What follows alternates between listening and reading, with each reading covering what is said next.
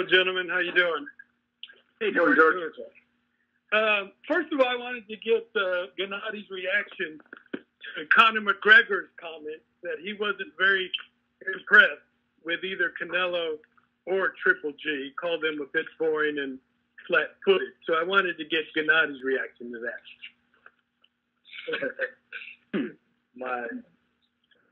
It's not correct, too. Because, McGregor, he's not the boxer. I don't have reaction. Not surprising.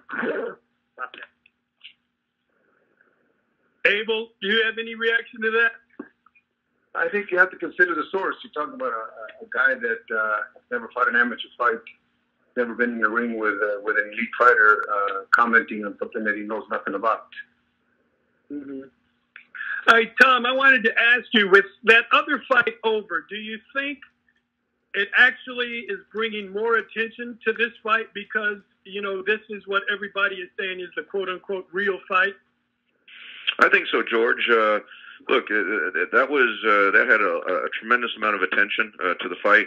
Just to be clear, I think from the Triple G side and the team, we're certainly not negative about Conor McGregor. I think just the fact of what he's accomplished in the UFC, he's clearly the most marketable fighter that they've had, and he's shown a lot of tremendous heart in the fights that he's had. It's just Gennady's a purist, and he didn't look at that as a true boxing match. It'd be the same thing as if Floyd went into the octagon. I'd be willing to bet that Conor lasted a lot longer in the boxing ring than Floyd would have in the octagon. So we don't want to be negative on either Conor or on the event, but I think it definitely brought a lot of mainstream attention to that event, and then we're just working on capitalizing on that momentum, and the boxing fans realize that this is the true fight, the true boxing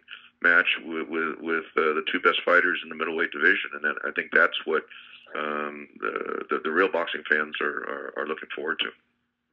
And what does it say that your event is sold out, and theirs was, I think, 14,000 and change?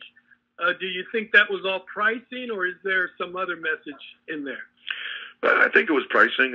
Clearly, there was a huge demand for tickets for their event, but I don't know. I wasn't involved in that event. I don't know the internal workings on it, but from the outside, I heard that the tickets were extremely highly priced, and I think maybe some of the UFC fans that were used to much lower prices for some of their biggest events weren't willing to pay those higher prices. That's the only thing I can attribute it to. It wasn't for lack of attention, because they certainly got, you saw the Irish fans in Las Vegas and everything like that. It probably would have just been a component of overpricing the tickets as opposed to the people that were willing to afford to pay those prices.